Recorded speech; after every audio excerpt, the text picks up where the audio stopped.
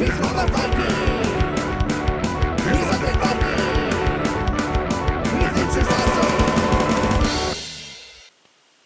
everyone, this is me, Undead Viking. I want to talk to you about this today. It is called Good Cop, Bad Cop, Undercover, and is the second expansion to an absolutely fantastic game called Good Cop, Bad Cop.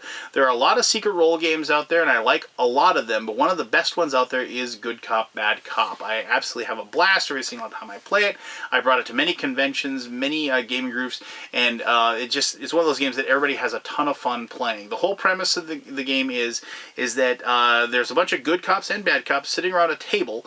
And the good cops, there's one special agent, like from the FBI or what have you, that is there. And for the bad cops, there is the kingpin of crime as well. And both sides are trying to figure out who either the kingpin is or the special agent is. And if they can manage to kill that person on the other side, they will win the game. You know, basically the special agent takes out like the crime lord, and the crime lords take out the person that is trying to track them down and like sends a message or whatever. You know, no more FBI agents come and arrest me. I don't know what.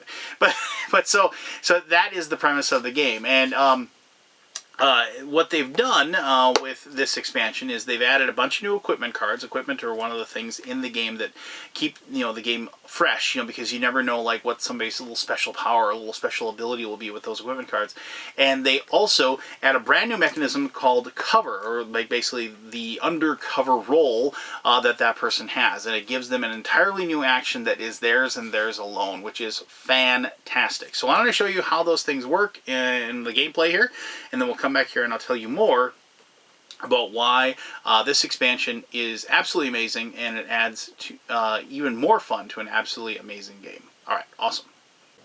Let's just say right now, I'm not going to show you how to play Good Cop, Bad Cop. I might reference some of the earlier mechanisms or whatever from the previous expansion in the previous base game, but I'm not going to go over those with you right now, basically because I have done a video for those. If you want to go and track that down, I will provide that link in the description portion of this YouTube video. You can go ahead and check that out. Plus, there's a myriad of other options you can use to go and learn the rules and read the rules for the previous expansion and also the base game online, including going to the website of the publisher Overworld Games, and I would suggest going there to check that out. But regardless, so this is, I'm just kind of showing you the same basic thing as happens when you're going to use Undercover. You're going to get 3 integrity cards that are going to determine whether or not you're a good cop or a bad cop.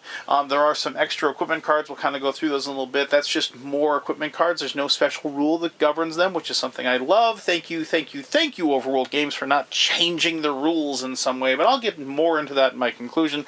And finally, the one big thing that they've changed is this. This is the cover deck, and these are different undercover roles that are going to give you options that you didn't have prior when you played the game. So you do get a new lead investigator card that gives you the different actions you can do, and everything's exactly the same except for this right here.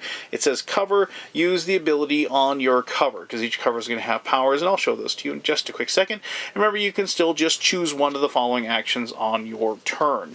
Now, so the big thing is that at the beginning of the game, you're going to get your 3 integrity cards, and you're going to turn those over. And normally these wouldn't be turned over, but as before, you get these 3 cards, and you get to determine where they are and what spot they are. And after that, you can't really move them because people are going to be remembering which card they turned over and determine what role they have. But in this case, I purposely did show like you're the kingpin, you're the bad guy, you're leading the bad cops. And you want to make sure that you stay alive so your side wins. So what happens is that each person is going to be dealt a cover. And so we'll just kind of take a look. These covers are exactly what you think. They're just like something that breaks the rules. So sniper, investigate any player, and then take the arm action. You must aim the gun that you pick up at the player you investigated. Now, one of the special rules that are involved with the Undercover expansion is that you don't like get a free arm action. Normally with the arm, you pick up a gun. If you have any face down integrity cards, you have to turn one face up. If you have a special power on a cover card that allows you to do grabbing a gun, you still have to reveal an integrity card to show that off. Remember, that's the whole double thing, because obviously, like if you're the kingpin and you are the bad guy, you want them to believe that you're the good guy. So you'd see, I'm an honest cop, and that's why I'm going to shoot this guy, and so you are been given away that you are the bad dude. But so like, sniper, it just allows you to not only investigate somebody, but also point a gun at them. The looter, You can take the equip action, but you draw an extra equipment. And so these are all just different things that you can do to change things up. Identity Thief. That player chooses one of their integrity cards and turns it face up if it was face down. And you then choose one of your integrity cards to exchange for the one that they choose. This is actually something where you get to actually start swapping roles and things like that to remember things. Hustler, trade your equipment card for any other player's equipment card, then take the equip action. So these are all different abilities, different roles, different things that you can do. And I'm not going to go through each and every single one, but these are awesome. I love the fact that these are things that are going to actually change the game, alter the game, and instead of just the basic actions that you already had. And the fact that each person has kind of a special role or a special ability, that I love these special abilities, special things that break the rules and change things. And so then you add another dimension to what not only you do, but also what the other people at the table do. And if you can kind of start to figure out what roles they are and what side they are on, then you can start using those roles to your benefit and things like that. So anyway, so let's say that we're the smuggler. Choose a player. That player picks up all of their integrity cards and places them face down in any arrangement. So obviously you can use this for a myriad of different reasons. But with the smuggler, remember these particular cards are going to be face down. So just keep that in mind. They aren't face up normally, but you take your card here, your investigation card, your cover card, and you get to put it over one of your cards that is your roll card. And when you put the cover card over it, you make that particular roll. You cannot investigate that roll. It's just the person that picks you can't. So if it's somebody's turn, they decide to investigate you, they'd have to normally pick one of these two. So let's, remember, these are going to be like this. And let's say they look at this one, they take it, they look at it, they see it's a good cop, they're going to give it back to you. And then you have to take your roll and you move it over to that card. And I'll just turn this one face down so you can kind of see what it looks like. And so, and then they can't look at that one. And then the next turn, if they look at this one, they look at that. And then you take it and you move it to that location. And so this is and so the cool thing is okay, somebody looks at this and they say, look at that, and they can say, well, if they wanted to say, that person's the kingpin or whatever, or they wanted to say that that's the guy, we got to get him. Nobody can verify it right away because of the fact that your card has gone ahead and covered up, that particular card. And so it adds that extra level of deception. It adds that extra level of, security in a kind of way. So I really like how that works. Now, if you're ever in a situation because of the fact that different cards, because you've done certain actions or people have taken certain actions against you, that all of your cards are face up for whatever reason, like so, you lose your roll card. You lose your cover card. I apologize. And that goes away because you don't have any way to be undercover anymore at that point, obviously, because of the fact that you don't have that extra ability. And so that is what the undercover cards do. And then, like I said, there's lots of them, and you do those out randomly to each person, so that you don't get to pick one or anything like that. So that's the big change in the game.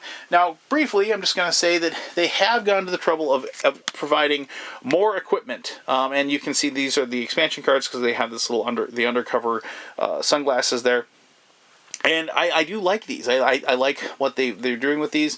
And plus, these are the things I love in expansions. Like equipment cards, here's your normal equipment deck, right? All the cards we've come to know and love, the people that enjoy this game, you should, because this game's awesome. But these are just, just like these. You're just adding more cards to the game. And I love expansions that do this. It isn't like, hey, here's a bunch of new rules you can learn. Remember that game you learned how to play? Now we're going to change everything up with this expansion. Well, they don't do this. They're just giving you a bunch more items that you can possibly get. So like helmet, if you're shot, the player, but you don't take it, you don't get wounded, or you don't get shot if you're wearing the helmet. Return a wounded token that has been given to a player with the med kit, things like this. Scalpel, used when a player takes a wounded token, the wounded player may take the arm action. So these are things that, a lot of people complained about the fact that in Cops and Robbers that it was too easy to get killed. It's like, somebody pointed a gun at you, nobody did anything to prevent that, and eventually the gun goes off and you were killed and you're out of the game. These are different ways. There's lots of different powers and abilities that like crutches. Play this card face up in front of a player who has been eliminated. They are no longer eliminated, but the only action they can take on their turn is equip. So like they can come back, things like that.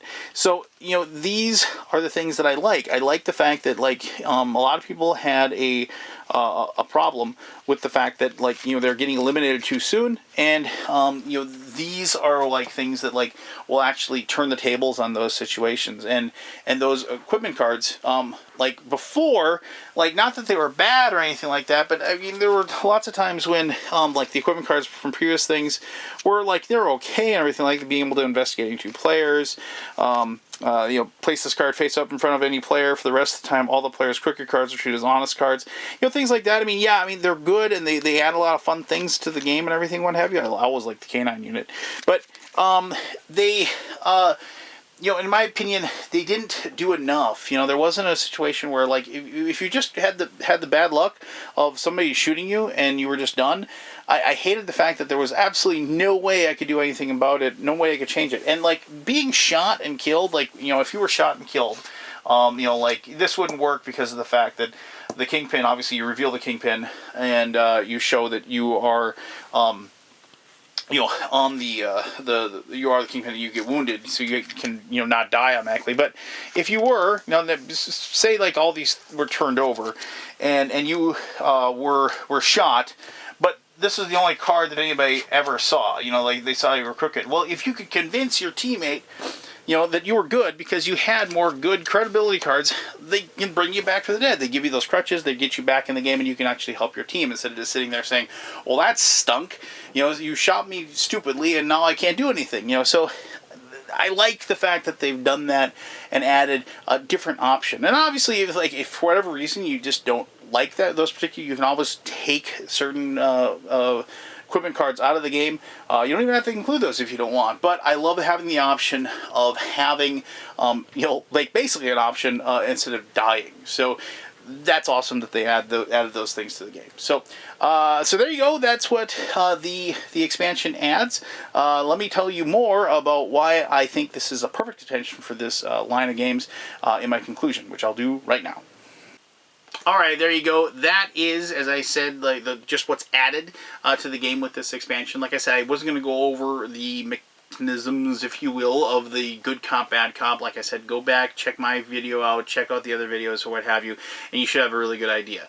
If you are a fan of good cop, bad cop, you've probably already backed this anyway. For $14, you're going to get all of the super cool cards and everything added, and you're going to be able to expand upon an already excellent game experience.